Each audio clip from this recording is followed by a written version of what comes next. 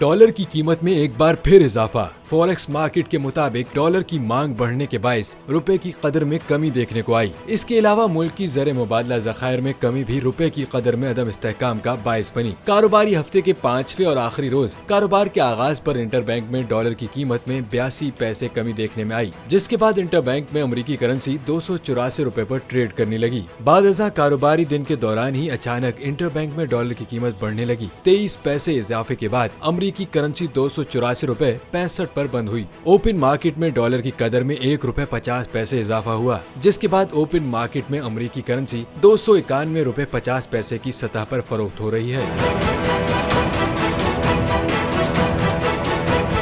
दूसरी जानिब Pakistan stock exchange stock market में मंदी देखी गई। 301 पॉइंट्स कमी के बाद 100 इंडेक्स 40,049 पॉइंट्स पर बंद हुआ है। ब्रोकर्स का कहना है कि वजीर खजाना इसहाक डार के दौरे अमेरिका की मनसूखी की खबरों के बायस इन्वेस्टर्स खदशात का शिकार हो गए, जिसकी वजह से मार्केट रेड जोन में बंद हुई, जबकि सोने की फी तोला कीमत मामूली इजाफे के साथ 2,14,600 रुपए हो गई।